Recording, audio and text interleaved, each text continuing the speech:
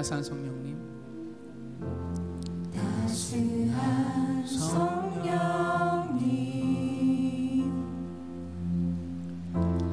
마음으로 보내 내 몸을 감싸며 주어지는 평안함 만족함을 느끼네. 우리 한 번 더 고백합시다. 따스한 성령님 마음으로. 따스한 성령님, 마음으로 오네 내 몸을 감싸며 주어지는 평안함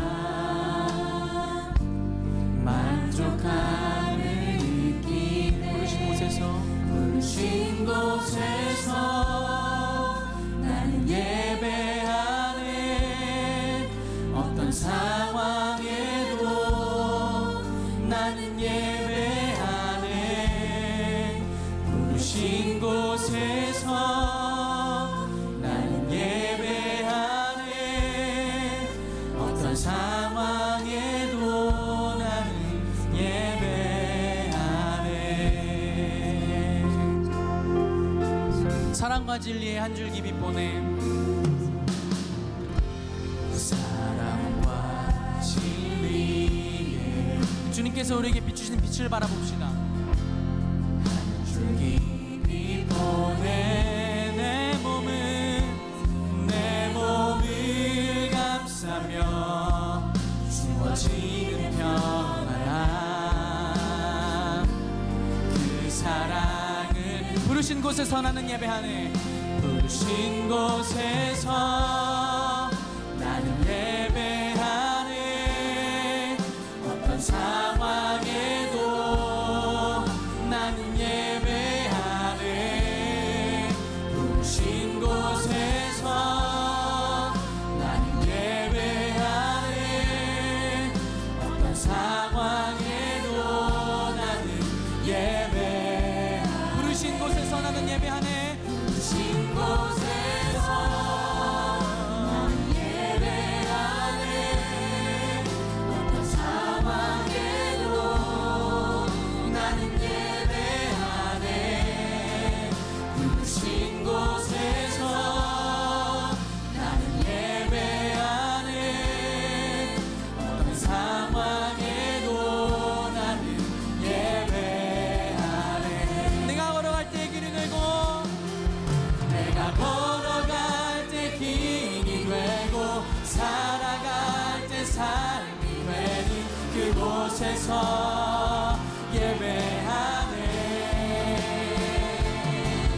내가 걸어갈 때 길이 되고 살아갈 때 삶이 되는 그곳에서 다시 한번 고백합시다. 내가 걸어갈 때 길이 되고 살아갈 때 삶이 되는 걸어갈 때 길이 되고 살아갈 때 삶이 되는 그곳에서 예배하네.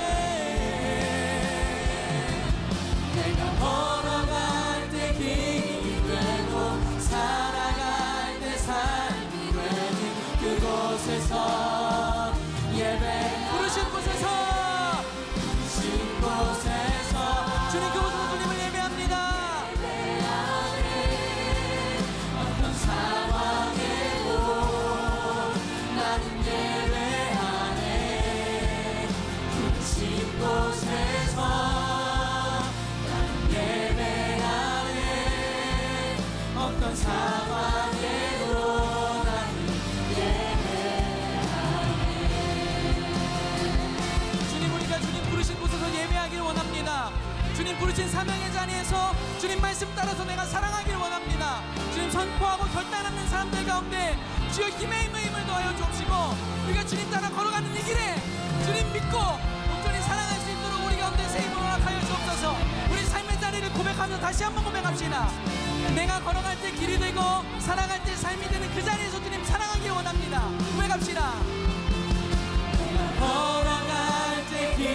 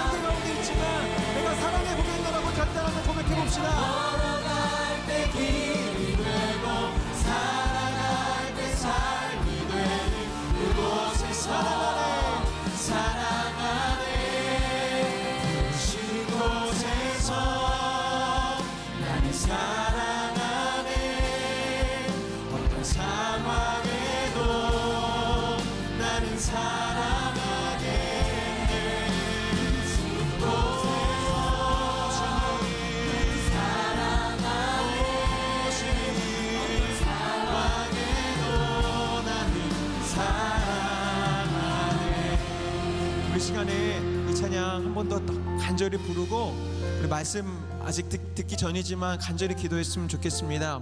오늘 관계에 대한 메시지를 목사님을 통해 여러분 듣게 되실 거예요. 근데 다 아는 이야기입니다. 사랑해야 된다는 이야기지요. 지금 우리가 베드로전서를 계속 걸어오면서 여러분들이 새롭게 묵상하고 깨닫는 부분이 있겠지만 사실 이미 우리가 잘 알고 있는 하나님의 명령을 계속 마주하고 있습니다. 근데 문제는 우리가 이 말씀을 정말로 나의 말씀으로 받아들이고 있는지, 내 마음은 순종할 준비가 되었는지가 중요한 것 같아요.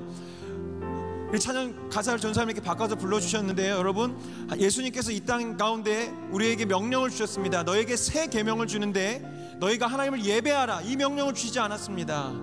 내가 너에게 새 계명을 주노니 서로 사랑하라는 계명 하나 주고 하늘로 올라가셨습니다. 우리가 예배한다 이야기 많이 하고 이 자리에 모여서 우리가 뜨겁게 찬양하지만 정작 저 문 밖에 나가서 내 옆에 있는 사람 한 사람 사랑하지 못한다면 그건 예배가 아닙니다. 그냥 우리는 종교 활동을 한 것뿐입니다. 이 시간에 이 찬양 간절히 한번 부르고요, 하나님, 오늘 내가 말씀을 듣는데 이 말씀 듣고 나서 내 주변에 지금 내가 어렵게 여기고 있는 관계, 내가 미움 가운데 휩싸여 있는 그 관계 가운데서 사랑하는 하나님의 예배자가 되었으면 좋겠습니다. 제 마음 그렇게 새롭게 빚어주시고 사랑할 수 있는 능력을 주시옵소서. 우리 그런 간절한 마음으로 이 찬양 한 번 더 부르고 우리 기도하도록 하겠습니다. 부르신 곳에서 찬양하겠습니다. 부르신 곳에서 나는 사랑하네, 나는 사랑하네. 어떤 상황에도 나는 사랑하게 하소서. 주님, 부르신 곳에서 주님, 나는 사랑해 보겠습니다. 그 어려운 관계 가운데서 예수의 이름으로 사랑해 보겠습니다. 우리가 그 준비가 될 수 있도록, 그 말씀을 주실 수 있도록 이 시간 함께 기도하도록 하겠습니다. 주님 오셔서 오늘 우리에게 모두 말씀하여 주시옵소서. 우리에게 사랑의 명령을 주셨습니다. 내가 너희를 사랑한 것 같이 너희도 서로 사랑하라. 너희가 서로 사랑하면 이로써 모든 사람이 너희가 내 제자인 줄 아니라. 주님 말씀하셨습니다. 우리가 예배도 하고 헌금도 하고 봉사도 하지만 정작 그 마음 가운데에 이웃을 향한 사랑이 없다면 그것은 울리는 꽹과리와도 같고 하나님 정말로 주님께서 기뻐하시지 않는 거칠에 불과할 것입니다. 하나님 이 시간 우리에게 말씀하여 주시고 우리를 통치하여 주시고 우리를 붙잡아 주셔서 우리가 진정 사랑의 도구로 사랑의 용사로 세워줄 수 있도록 주님 우리를 붙잡아 주시고 있는 도와주시옵소서. 껍데기 뿌린 예배를 모두 벗어버리고 오직 예수 그리스도의 능력과 주님의 사랑으로 하나님과 주님의 사랑의 도구로 사랑의 하나님 용사로 설 수 있도록 도와주시옵소서. 하나님 아버지, 우리가 걸어가는 그 모든 길에 하나님을 위해서 기도합니다.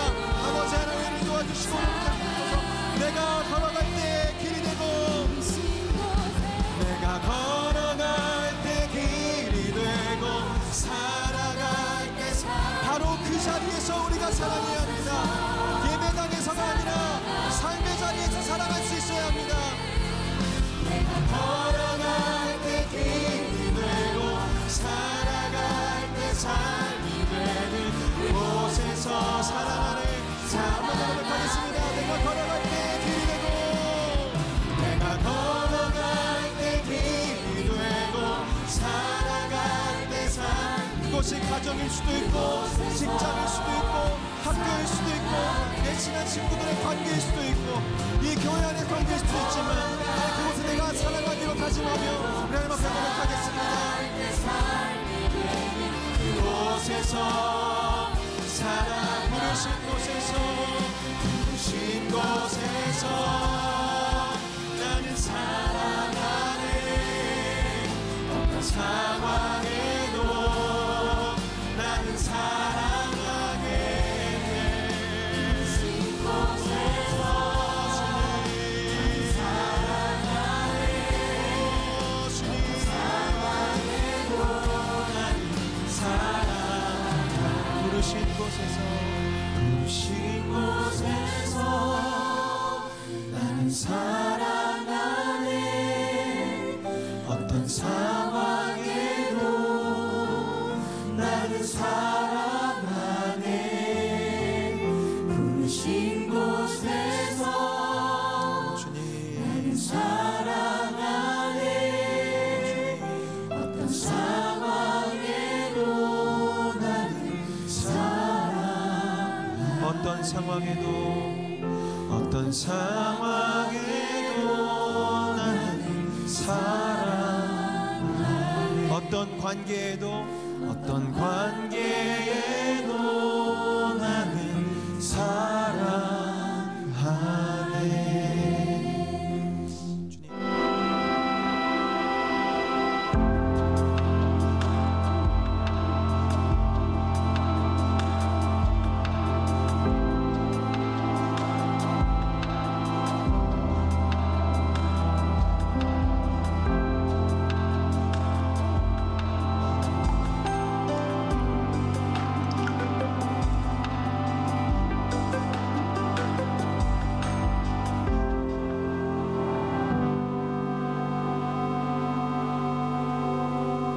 주일 2시 30분 예배에 나온 여러분들 한 사람 한 사람을 주님의 이름으로 사랑하고 축복합니다. 우리 계속해서 베드로전서의 말씀을 우리들이 차례차례 이렇게 공부하고 있는데, 말씀을 시작하기 전에 우리 성경을 가슴에 안고 우리 함께 찬양하고, 이 말씀이 오늘 우리들에게 능력이 되고 역사하기를 우리 찬양하며 말씀으로 들어갑시다.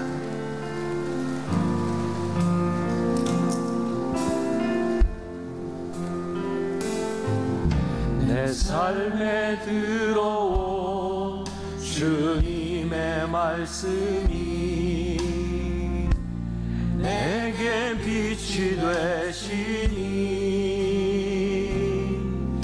내 삶의 어두운 절망 가운데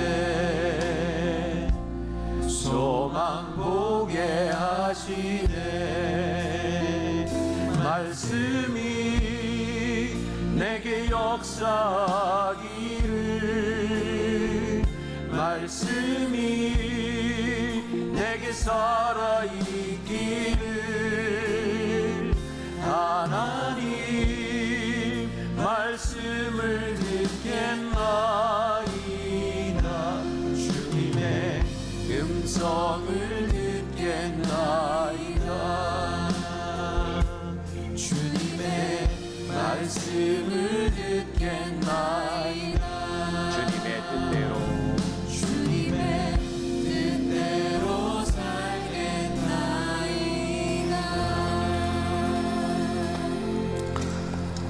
오늘 말씀의 제목은 다시 관계를 생각하십시오. 이 관계에 대한 말씀을 나누려고 합니다. 오늘 말씀 가운데는 특별히 아내와 남편들에게 주시는 말씀이 있는데, 다 아내 남편 될 거죠? 이게 여러분들의 얘기가 되겠죠?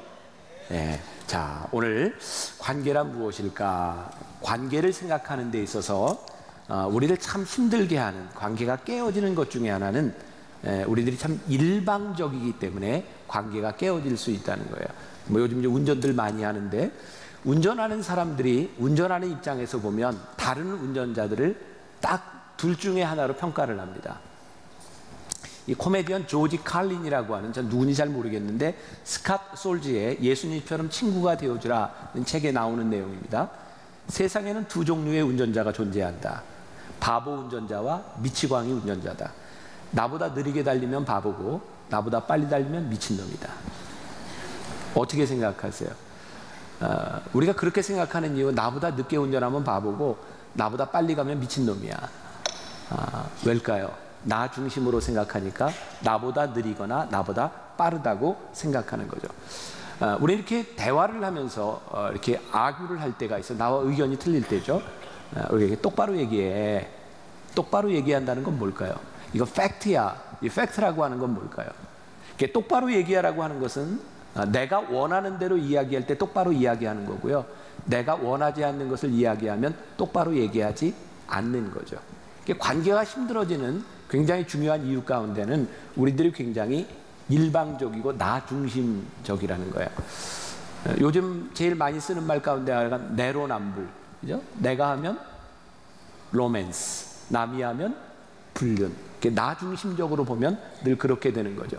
그럼 내가 옳다고 생각하고 단지 내가 원하는 것을 한다, 이것을 주장하는 이유는 이런 표현을 쓸 수 있을 것 같아요. 우리는 늘 통제의 유혹에 시달린다는 거예요. 내가 생각하는 것으로, 내가 옳다고 생각하는 것으로 누군가를 통제하고 싶은 거죠. 오늘 이 부부의 관계에 있어서도, 남편과 아내의 관계에 있어서도 남편을 통제하고 아내를 통제하려고 하는 것, 근데 내가 원하는 대로 통제가 되지 않으면 관계가 깨지는 거죠. 여러분, 아내와 남편, 부부간의 관계에 있어서 아내가 옳을까요? 남편이 옳을까요? 대부분은 아내가 옳죠? 우리 집 가훈, 아내는 늘 옳다. 그렇게 사는 게 인생이 편안한 거죠.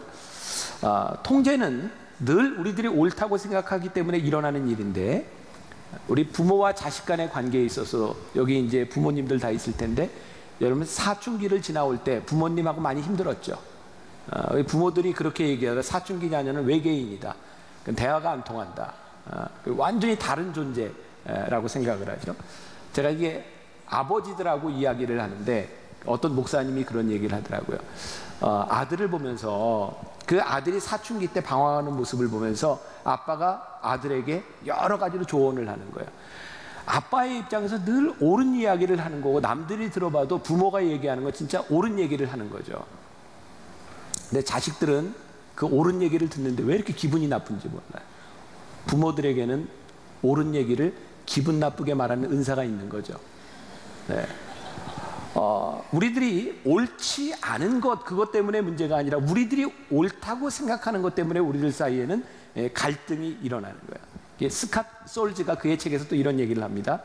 최고의 작가에게 훈수를 두는 어리석음을 범하지 마라. 자, 남의 이야기를 쓰는 일은 내 몫이 아니다. 걱정이 되긴 하지만 주님께 맡겨야 한다. 특히 자기 자녀의 이야기를 쓸 권리를 주님 앞에 내려놓는 건 정말 힘든 일이다. 그래도 내려놓아야 한다. 우리가 통제하는 것보다 하나님이 다스리는 것이 항상 더 낫다. 부모인 우리들에게 내 자녀를 기르는 데 있어서 내가 생각하는 것보다 하나님이 이 자녀를 통한 정말 하나님의 놀라운 계획이 있어 라고 믿는다면 부모가 자녀를 그렇게 통제하려고 하지 않을 수도 있을 것 같아요. 남편과 아내를 바라보며 내가 원하는 남편과 내가 원하는 아내의 모습보다 하나님이 그려가시는 모습들이, 하나님의 통제를 우리들이, 다른 말로 얘기하면 하나님의 다스리심을 받는다면 우리들이 조금 관계를 개선할 수 있을 텐데, 우리는 늘 우리의 통제 가운데 있다는 거죠. 자, 그래서 이 베드로서는 계속해서 말씀하고 있는 하나의 맥이 있는데, 그게 뭐냐면 하나님을 두려워함으로, 하나님 앞에서 하나님을 의식함으로, 이런 말들이 계속 나오고 있어요. 그러니까 베드로서 기자가 편지를 보냈을 때 크리스찬들에게 너희들에게 문제가 뭐냐, 그 문제를 뭘로 봤냐면 너희들이 옳고 그름에 대한 문제가 아니라 그 옳고 그른 것을 하나님 앞에서 행하느냐 행하지 않느냐로 본 거죠. 자, 오늘 말씀 1절을 보세요. 자, 여기 아내들아 이렇게 나와 있어요. 아내들아 이와 같이, 여러분들 성경이 있다면 이와 같이 이렇게 잘 표시를 해놓으세요. 그 이와 같이라고 하는 말씀이 여기서 굉장히 중요한데, 중요한 이유는 이와 같이를 알아야 이 말씀이 이해가 되는 거죠. 그럼 이와 같이라고 하는 말은 문맥으로 보니까 이전에 이야기했던 것과 같이라고 하는 말이죠. 이전에 무슨 이야기가 됐냐면 그리스도와 같이, 그리스도께서 고난을 참으사 너희를 구원받게 하셨던 것처럼, 부당한 고난을 참으셨던 것처럼, 너희도 예수님이 하셨던 것처럼 아내들아 남편에게 순종하라. 여기 이제 결혼한 여자분들도 있을 텐데, 남편에게 순종하는 것이 쉽습니까? 어렵습니까? 결혼한 사람이 없나요? 남편에게 순종하는 것이 그렇게 쉽지 않을 거예요. 특히 여기에 나와 있는 남편은 문맥으로 보면 어떤 남편이냐면, 말씀에 보니까 하나님을 믿지 않는 사람인 것 같아요. 하나님을 믿고 있는 이 아내가 이 가치관이 다른 남편에게 순종한다는 것이 쉬운 일이 아니에요. 그런데 이와 같이 예수 그리스도께서 부당하게 고난을 당하시고 주님을 위하여 너희들이 고난을 받는 것처럼 이와 같이 아내들도 남편에게 순종하라고 말씀을 하고 있어요. 이전 말씀들 이렇게 지나보면서 기억이 나는지 모르겠어요. 이제 순종이라고 하는 것, 복종이라고 하는 것을 이야기하면서 세상 권세에 너희들이 순복하라라고 이야기했죠. 세상 권세가 옳기 때문이 아니라 이를 위하여, 주를 위하여 세상 권세에 순복해라. 여기에 남편들에게 똑같은 걸 적용하고 있는 거예요. 남편이 꼭 옳기 때문이 아니라 남편을 향한 하나님의 계획이 있기 때문에 이와 같이 너희들도 남편들에게 순종하라 라고 말씀하고 있는 거죠. 하나님의 계획이 뭐예요? 남편을 구원하시려는 계획을 이야기하고 있는 거예요. 그러면 사람들은 통제와 강요에 의해서 별로 변화되지 않습니다. 사람을 변화시키는 것은 감동에 대한 문제죠. 순종하는 이유, 그들을 구원받게 하려고 너희들이 순종하라는데 아내들에게 이렇게 얘기합니다. 3절에 보니까 너희의 단장은 남편에게 잘 보이기 위해서 머리를 꾸미고 금을 차고 아름다운 옷을 입는 외모로 하지 말고 4절 말씀 오직 마음에 숨은 사람을, 숨은 사람 inner self라고 하는 말이에요. 마음에 숨은 사람을 온유하고 안정한 심령에 썩지 아니할 것으로 해라. 여기 온유하라고 하는 말은 영어의 gentle이라고 하는 말이고 안정한 심령이라고 하는 것은 quiet spirit이라는 거예요. 조용히 너희들이 보라 이거예요. 하나님 앞에 이것이 값지다. 그러니까 아내들에게 너희들이 남편들에게 순종하는데 뭐 옷을 치장하고 이렇게 하지 말고 너희들이 젠틀하게 온유한 심정으로 너희들이 조용히 남편에게 순종하는데 이것이 하나님 앞에 값지다. 하나님 앞에 왜 값지냐? 하나님이 너희 남편을 구원하려고 하는 계획을 가지고 있기 때문에 너희들이 그렇게 순종하는 것이 값지다라고 말을 하는 거예요. 여기서 온유함이라고 하는 것, 유명한 그 맹자에 대한 이야기인데 맹자가 나이 많이 들었을 때에 맹자의 제자가 묻습니다. 선생님, 강한 것이 오래갑니까? 부드러운 것이 오래갑니까? 그때 맹자가 입을 이렇게 벌려서 입을 보라고 합니다. 맹자는 나이가 많이 들어서 이가 다 빠졌어요. 입안에는 혀만 있습니다. 맹자가 이렇게 말을 하죠. 단단했던 그 이는 다 빠져버리고 부드러운 혀만 남아있다. 온유한 것, 부드러운 것이 오래간다. 이런 이야기를 하고 있어요. 여기서 젠틀, 온유하다고 하는 것은 뭐냐면 상대방에 대해서 남자고 여자고 예의 바르다 이런 말입니다. 우리들이 예의가 바르기 위해서는 상대방 앞에서 조심해야 되는 거죠. 상대방에게 조심하기 위해서는 상대방을 배려하고 상대방을 이해하고 상대방을 알아야 되는 거죠. 요즘 나 스스로 이렇게 나이가 든다 이런 생각을 종종 하는데 여기 이제 젊은 사람들이 많은데 여러분들도 나이 안 들 것이라고 생각하는데 이제 나와 같은 날이 곧 와요. 나도 이번 주에 깜짝 놀랐어요. 머리 깎다가 정말 머리가 이렇게 많이 휘었나 이렇게 생각했는데 머리 흰 모습에 깜짝 놀란 것이 아니라 요즘 어떤 모임에 가서 이렇게 이야기를 대화의 자리가 있으면 어느 날 내가 말을 많이 하고 있더라고요. 내가 젊었을 때 그런 생각을 했거든요. 어른들을 만나서 말을 많이 하는 사람들을 보면 우리 손이 꼰대라 그러잖아요. 그냥 말을 많이 해. 근데 어느 날 보니까 내 모습이 거기에 가까워진 거예요. 내가 말을 많이 한다고 하는 것은 무슨 의미인지 아세요? 상대방을 배려하지 않고 내가 상대방에게 무언가를 가르치고 있다는 거예요. 내가 누군가를 통제하려고 있다는 거죠. 상대방의 말을 듣지 아니하고 말을 많이 하고 있는 거, 이거 심각한 일이라는 거예요. 그러니까 너희들이 온유한 심정으로 남편을 대하라라고 하는 말은 남편들을 많이 이해하고 생각하고 배려해 주어라 라고 하는 말이죠. 그래서 우리들이 젠틀해지기 위해서는 끊임없이 자기의 성찰의 시간들이 필요해요. 여러분 꼭 기억하세요. 여러분들이 나이가 들 때 지금 내가 하는 이야기를 20년, 30년 후에 목사님이 자기를 돌아보라고 얘기했지 말 많이 하는 여러분들의 모습을 보면서 꼭 떠올려야 돼요. 자기 성찰. 근데 이것이 단순히 나를 돌아보는 것을 이야기하는 것이 아니라 성경에서 이야기하는 것은 하나님 앞에서 끊임없이 자기를 바라보라는 거예요. 그리고 하나님 앞에서 나를 바라보고 하나님 앞에서 내가 순종해야 되는 이유, 그것이 하나님 앞에서 값진 것이라고 말하고 있고, 하나님 앞에서 우리를 보기 시작할 때 그것은 단순히 보는 것으로 끝나는 것이 아니라 우리들의 삶에서 행동으로 옮겨지는 거예요. 그러니까 우리들의 값진 것, 하나님 앞에서 우리들이 행하시는 이 순종과 이런 모든 것들은 우리들의 삶에서 지식으로 머무르는 것이 아니라 우리들의 삶에서 행동으로 나타나야 돼요. 여러분 혹시 중고등학교 때 수련회 갔던 기억 있어요? 교회에서? 중고등학교 때, 나도 중고등학교 다닐 때 수련회의 기억이 뭐냐면 늘 이렇게 아침, 점심, 저녁을 먹을 때 그때는 왜 그렇게 성경 암송을 시켰는지 몰라. 조별로 와서 그날 성경 암송을 다 하면 오케이, 밥을 주고 못 외우면 다시 외울 때까지 계속 밥을 안 줬잖아요. 그래서 우리는 다 외웠잖아요. 그래서 요즘 내가 생각하는 게 이게 베드로전서, 이게 성경을 암송하라고 얘기하는데 이게 밥을 걸고 해야 되나? 밥을 안 걸으니까 치열함이 없는 것 같아. 우리들이 그런 경험들이 있어요. 성경을 외우고 성경을 아는 거, 성경 공부도 참 많이 해봤어요.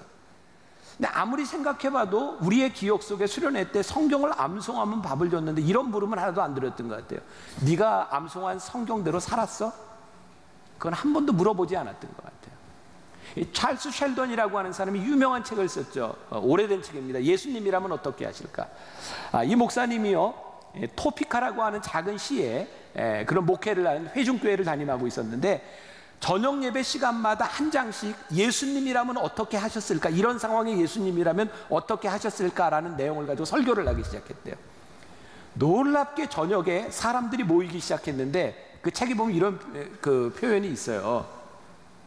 TV를 보는 것보다, 드라마를 보는 것보다 예수님이라면 어떻게 하셨을까라고 하는 물음을 가지고 살아내는 것이, 그 말씀이 너무너무 흥미진진했다는 거예요.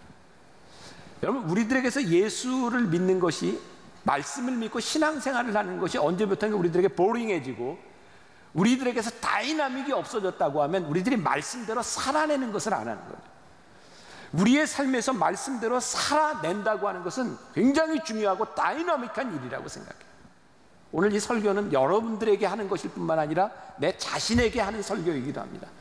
나는 말씀을 가르치면서, 이 말씀을 설교하면서 이 말씀대로 살아내기 위해서 나는 얼마나 수고하고 살아갔는가, 하나님 앞에서 이 값진 것을 나는 어떻게 살아가고 있는가, 나는 나와 여러분들에게 오늘 이 말씀이 굉장히 도전이 되었으면 좋겠고요.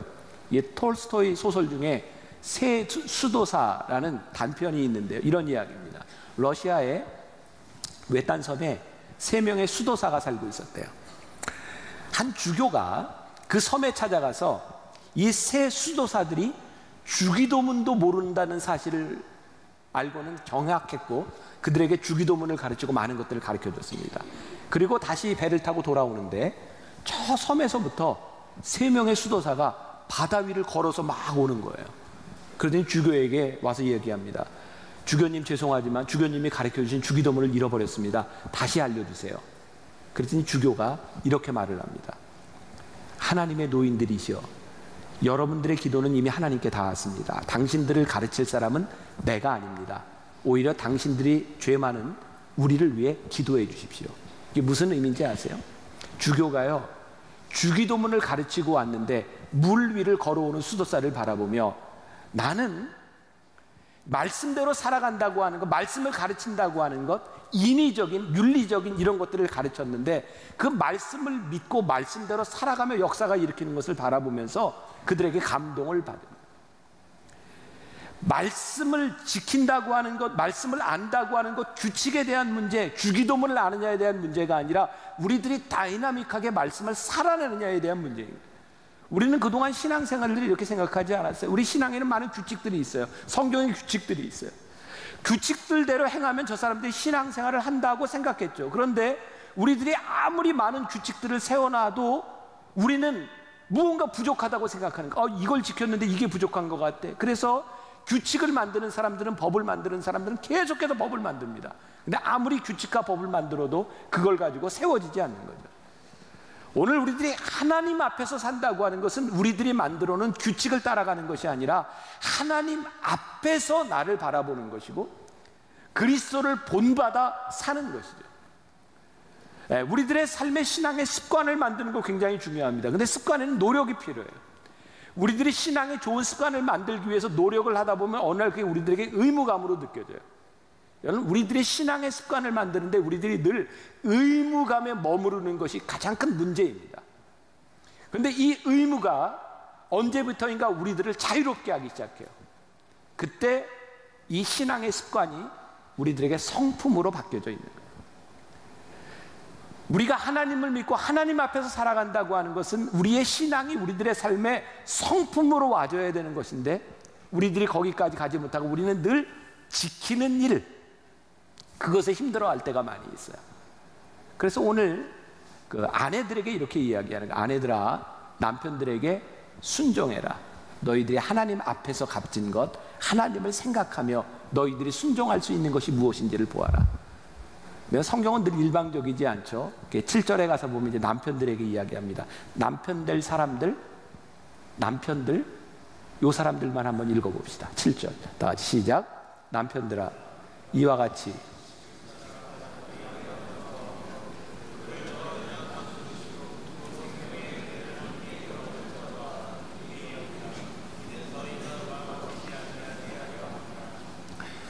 이거 안 읽은 남자들은 남편이 안 될 거죠.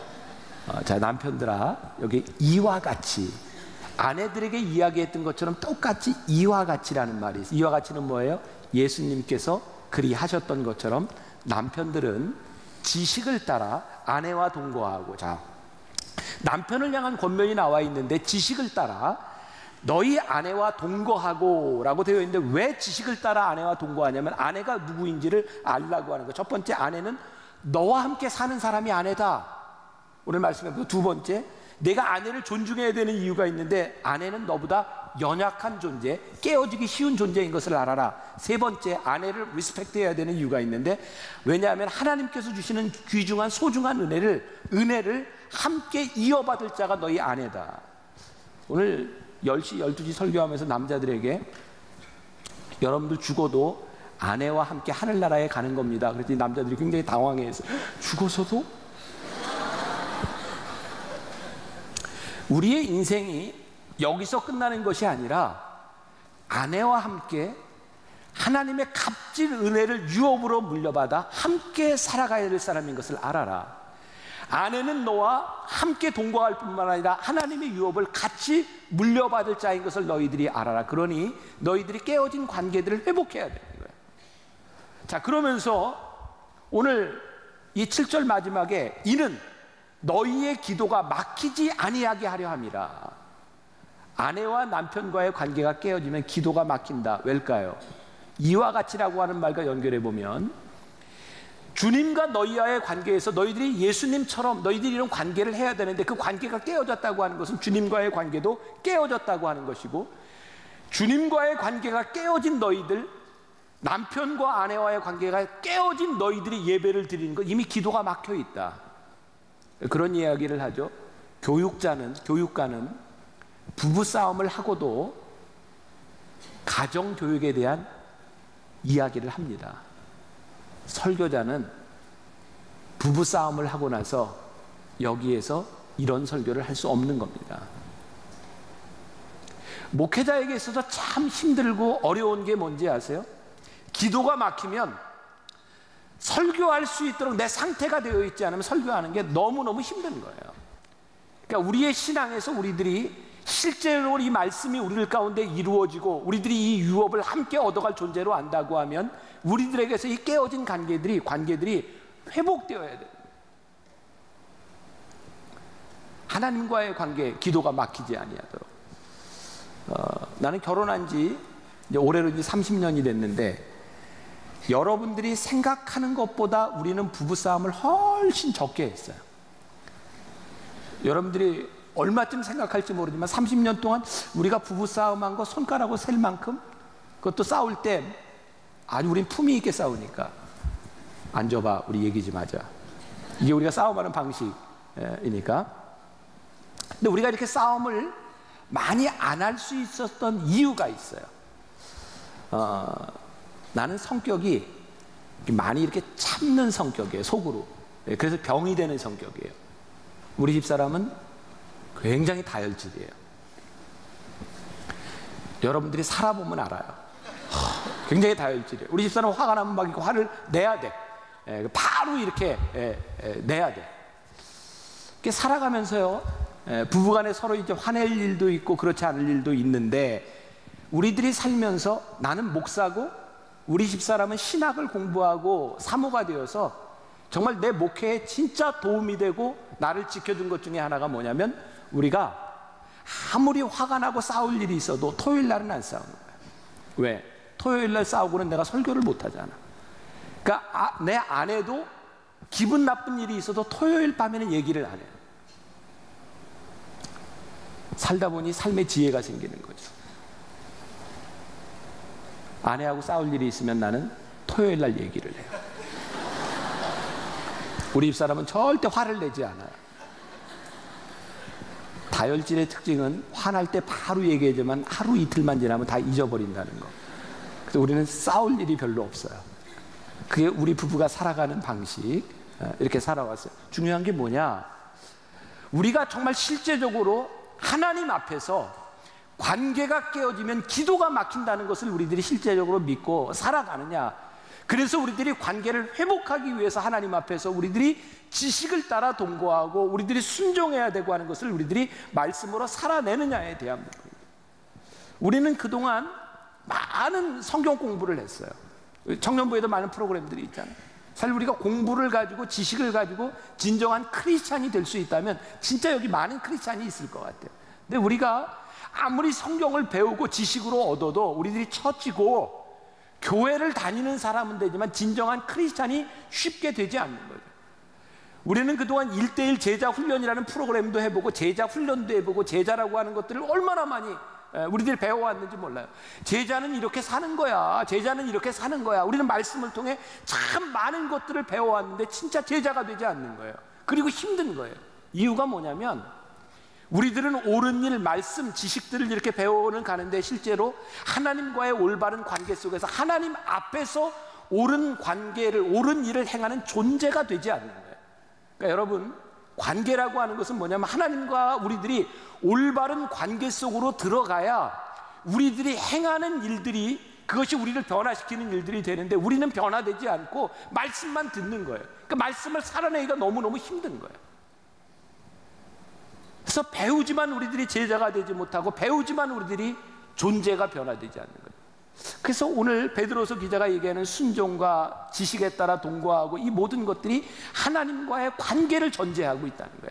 하나님 앞에서 값진 것, 하나님 앞에서 올바른 관계를 맺어가라는 거예요. 여러분들이 결혼하게 되면 잘 기억하세요.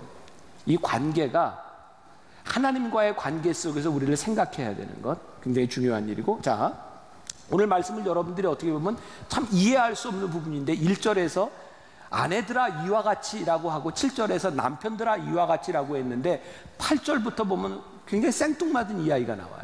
자, 8절 보세요. 마지막으로 말하노니 너희가 다 마음을 같이하여 동정하며 형제를 사랑하며 불쌍히 여기며 겸손하며 악을 악으로 욕을 욕으로 갚지 말고 도리어 복을 빌라. 이를 위하여 너희가 부르심을 받았으니 이는 복을 이어받게 하려 함이니라. 그러므로 생명을 사랑하고 좋은 날 보기를 원하는 자는 혀를 금하여 악한 말을 그치며 그 입술로 거짓을 말하지 말고 쭈쭈쭈 이렇게 나오고 있어요.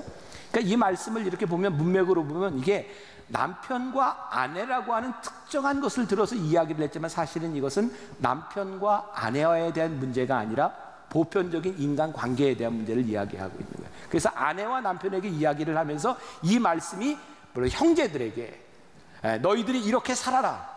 마지막으로 너희에게 말하노니 형제를 사랑하며 불쌍히 여기며 겸손히 여기고 악을 악으로 욕을 욕으로 갚지 말며, 정말 중요한 것은 뭐냐면 너희를 욕하는 자들을 향하여 너희들이 오히려 복을 빌어라. 너희가 이것을 위하여 부르심을 받았느니라. 우리가 지지난주에 외웠던 말씀 베드로전서 2장 9절에 너희는 택하신 족속 왕같은 제사장, 왜 하나님께서 우리를 불러내어 기이한 빛에 어두운 데서 불러내어 우리를 하여금 기이한 빛에 있게 하신 것은 그리스도의 아름다운 덕을 선전하도록 우리를 부르셨다. 그러니까 우리를 왕같은 제사장으로 우리를 부르셔서 우리로 하여금 누군가에게 복을 비는 존재로 우리를 부르신 이유라는 거예요. 그러니까 이게 말씀이라고 하는 것은요, 이 말씀이 우리들 가운데 들어와서 우리들이 말씀을 살아내기 시작할 때 우리의 관계가 회복되어야 되고 하나님 앞에서 우리들이 관계를 생각할 수 있어야 돼요. 오늘 말씀을 들으면서 오늘 여기 있는 여러분들 가운데 깨어진 관계, 그것 때문에 힘들어하는 사람이 많이 있을 수 있어요. 근데 하나님 앞에서 우리들이 이 관계들을 어떻게 회복할 것인가? 마크 트웨인이라고 하는 유명한 소설가가 있죠. 이런 말을 남겼어요. 나는 개와 고양이를 한 우리에 넣어보았다. 뜻밖에도 그들은 내 기대를 뛰어넘어서 잘 지내는 모습을 나에게 보여주었다. 나는 이번에는 새와 돼지와 염소를 한 우리 안에 집어넣어 보았다. 그들은 약간의 적응하는 시간이 필요했지만 마침내 그들도 더불어 잘 어울릴 수 있었다. 나는 이번에는 장로교인과 감리교인과 침례교인을 한 우리 안에 함께 있도록 했다. 그런데 그들은 결코 잘 지낼 수 없었다. 그러니까 지금 시대만 그런 게 아니라 그 100여 년 전 시대에도 감리교인과 침례교인과 장로교인들을 함께 모아놓는 것이 너무너무 힘든 일이었다. 너무너무 신기하죠. 장로교인, 감리교인, 침례교인들은 자기들이 옳다고 생각하는 바가 있는데 옳다고 생각하는 것 때문에 절대로 관계가 회복되어지지를 않는 거예요. 그러니까 우리들이 믿음으로 산다, 하나님 앞에서 산다고 하는 것, 우리들에게 무엇을 이야기하는 것, 너희들이 정말 하나님 앞에서 내가 옳고 그름에 대한 문제가 아니라 이와 같이 하나님을 생각하면서 하나님 앞에서 우리의 원수에게도 복을 빌어주고 그들을 위하여 우리들이 기도할 수 있어야 되는데 우리들이 그렇게 살지 못한다는 거예요. 그러니까 하나님 앞에서 우리들이 복을 비는 존재가 될 때 형제를 불쌍히 여기고 겸손히 여기고 악을 악으로 욕을 욕으로 갚지 않고 오히려 복을 빌 수 있는데, 그러니까 우리들이 새로운 관계 속에서 진정으로 누리는 복, 우리는 종종 복음의 진리를 착각하죠. 우리는 예수를 너무 쉽게 믿으려고 해요. 예수를 믿으면 하나님이 우리들에게 능력을 주시면 우리들이 그냥 이렇게 살아가는 것처럼 생각해요. 은혜를 받으면 와우 만사 오케이 되는 걸로 생각해요. 근데 저는 요즘 말씀 가운데 굉장히 고민하는 것 중에 하나가 뭐냐면 예수 믿는 게 결코 쉽지 않다는 거예요. 쉬운 예수가 없어요. 왜냐하면 우리 주님은, 이 성경은, 이 말씀은 우리들에게 쉬운 길을 가르쳐 주는 것이 아니라 늘 우리들에게 옳은 길을 가르쳐 줘요. 그러니까 성경이 우리들에게 옳은 길을 제시하고 진리가 무엇인지를 말씀하면 우리들이 진리를 따라 살아가는데 그게 쉽지 않아요.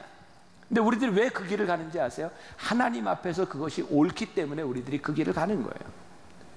거기에 하나님의 뜻이 있기 때문에 우리들이 그 길을 가는 거예요. 그래서 베드로서 기자가 이야기하는 걸 우리들이 이해할 수 있는데, 신앙을 가지고 믿음을 가지고 살아가는 사람들에게 필연적으로 고난이 오는 거예요. 왜? 진리로 살아가는 것은 결코 쉽지 않은 겁니다. 근데 그 길이 옳기 때문에 그 길 안에서 우리들이 하나님과의 관계가 회복되고 옳은 관계 안에서 우리들이 하나님과 친밀해질 수 있기 때문에 우리들이 그 길을 가는 거예요. 그러면서 그 길이 진리의 길이기 때문에 기쁘다. 와, 이게 복된 길이구나. 그래서 우리들이 고난 가운데서 기뻐할 수 있는 거예요.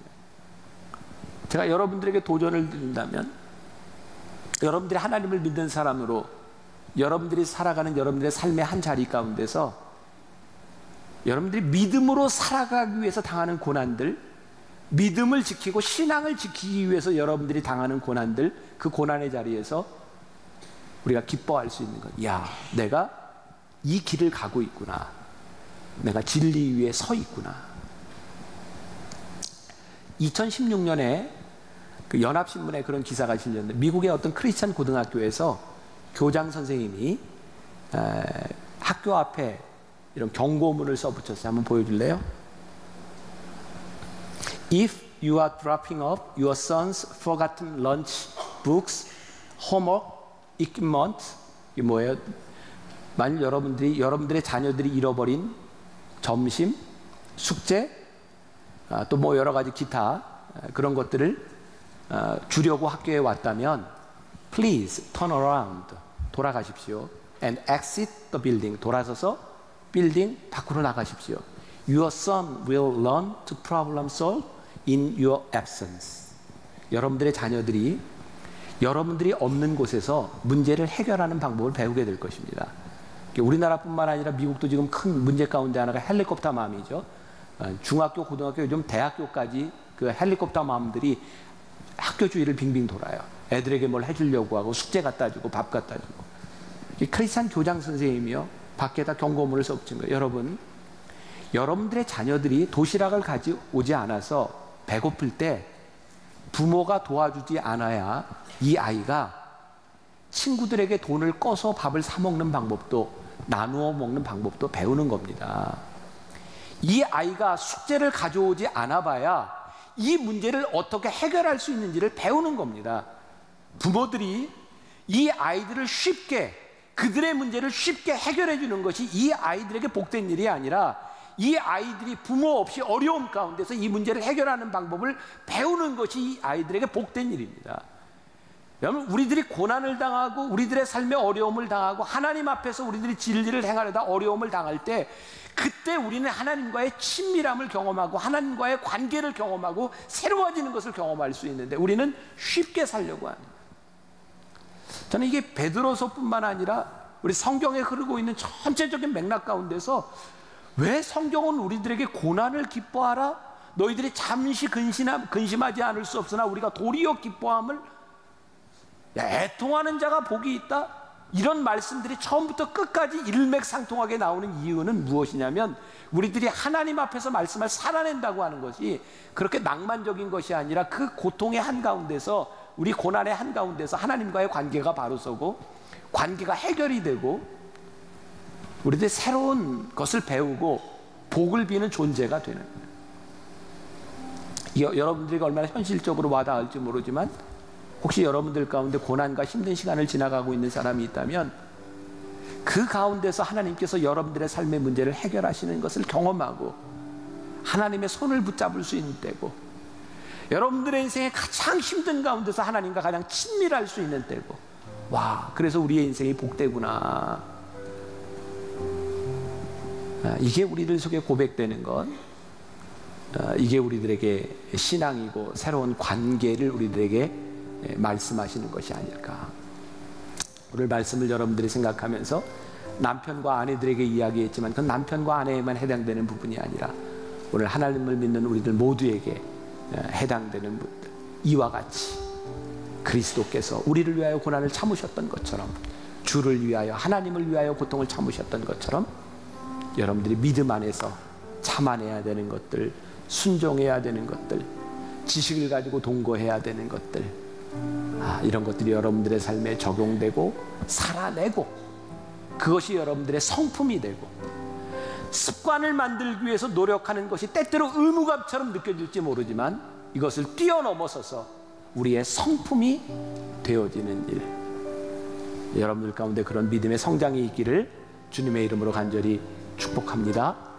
우리 다음 주에 한 주간을 그렇게 살아가다가 또 이렇게 치열하게 믿음으로 살아가다가 다시 이 자리에 만날 수 있기를 다시 한번 주님의 이름으로 부탁합니다.